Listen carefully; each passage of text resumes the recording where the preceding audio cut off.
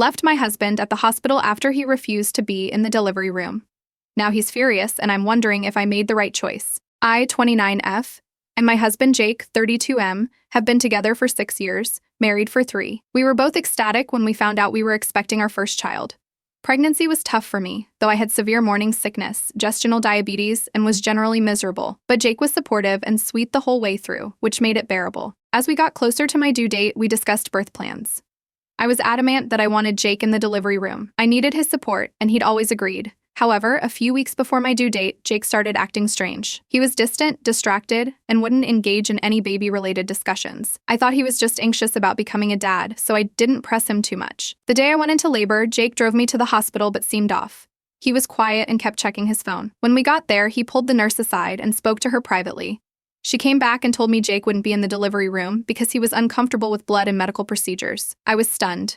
He'd never mentioned this before. I begged him to stay, told him I needed him, but he just kept saying, "I can't do this." I was heartbroken and furious, but I didn't have much time to dwell on it as my contractions were getting stronger. Jake said he'd be in the waiting room and kissed me on the forehead before leaving. I was left alone, crying and feeling utterly abandoned. Labor was long, painful, and traumatic. I was alone the entire time except for the medical staff. When our son was finally born, I was exhausted, emotionally and physically. The nurse handed me my son, and all I felt was a deep sadness that Jake wasn't there to share this moment. After I was taken to a recovery room, I asked the nurse to get Jake. She came back and said he'd left the hospital hours ago. I couldn't believe it. I called him repeatedly, but he didn't answer. Finally, I sent him a text saying I was done and he could find his own way home. I didn't see him until the next day. He showed up at the hospital with flowers and an apology, saying he'd panicked and needed some air. He claimed he'd gone home to shower and change and fell asleep, which I didn't buy for a second. I told him I didn't believe him. I was overwhelmed with anger and hurt, and I told him he had let me down in the worst possible way. He kept apologizing, saying he knew he'd messed up and he'd do anything to make it right. I didn't want him near me or our son at that moment, so I asked him to leave. He tried to protest, but I told him I needed time to process everything. He left, and I spent the rest of my hospital stay alone with my baby, trying to grapple with the enormity of what had happened. Since then, Jake has been trying to make amends. He's been taking parenting classes, attending therapy, and is constantly trying to be present and supportive. But I can't shake the feeling of betrayal. He abandoned me at one of the most vulnerable moments of my life. Every time I look at him, I remember being alone in that delivery room, terrified and in pain, wondering why the person who promised to be by my side wasn't there. My family is split.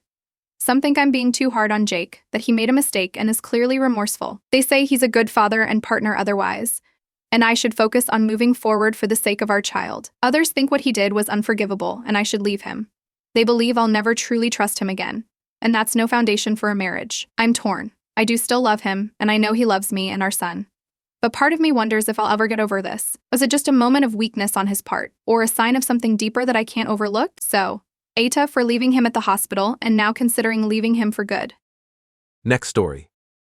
Told my husband I don't want to be a stay-at-home mom. Now he's upset and saying I'm selfish for choosing my careering pushtet. I already know it sounds bad, but I, 35F, and my husband Jeff, 37M, are currently expecting a boy, his first child my second. I got pregnant with my first when I was 18, and his dad was never in the picture. I work as a substance abuse counselor, and I love my job. This is where it gets tricky. My job offered me 8 weeks PTO for when I have our son.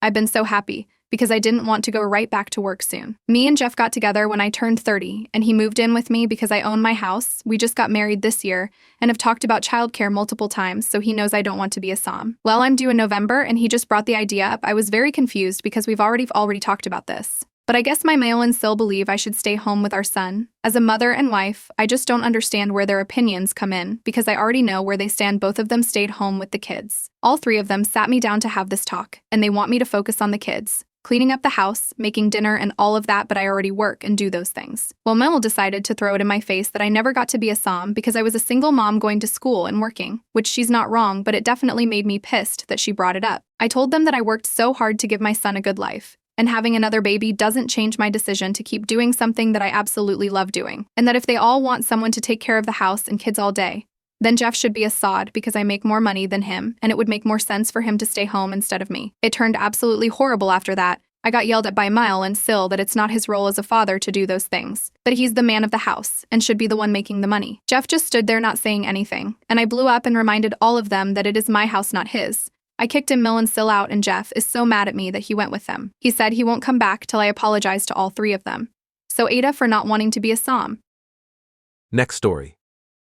Refused to reimburse the bride for her expensive makeup artist after she chose a look I didn't agree to. Now she's demanding I pay and claiming I ruined her wedding. My friend since high school invited me to be a bridesmaid at her wedding. On the group chat with the other bridesmaids, she confirmed we could get our makeup done with a professional makeup artist for around $70 to $80, or we could do it ourselves. I confirmed I would be doing it myself, and only 2 of the 6 bridesmaids agreed to professional makeup. I have a small makeup collection, but very curated.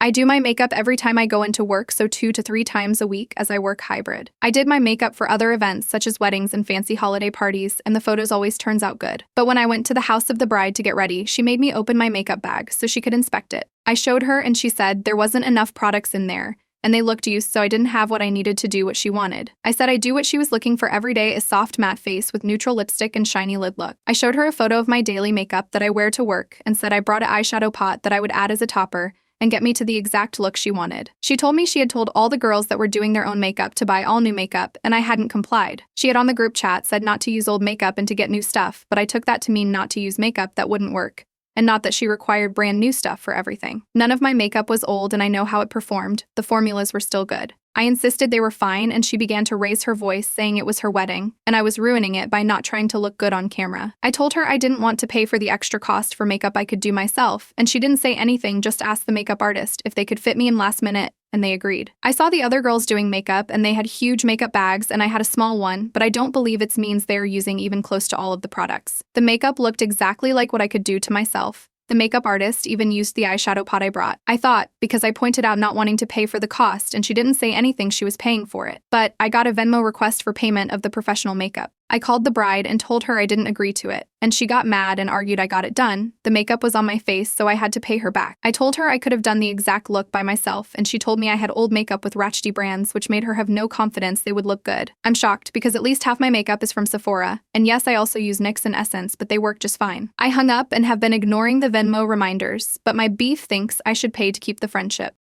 Next story. Left a drunk girl alone at a bar. Now everyone says I abandoned her. But I didn't think a diathesis. All I did was try to help her.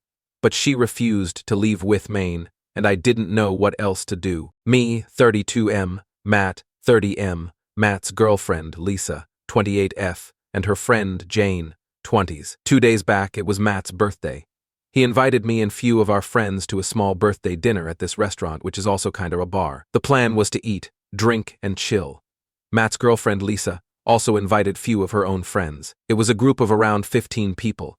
I mostly hung out with my own friends and Matt, and Lisa's friends with her. One of Lisa's friend, Jane, kept trying to talk to me throughout the evening. It was kinda awkward for me as I'm an introvert, and the conversations with her felt like they were going nowhere. At around 12, I decided to head back home. Jane came up to me and told me that even she wanted to go back home.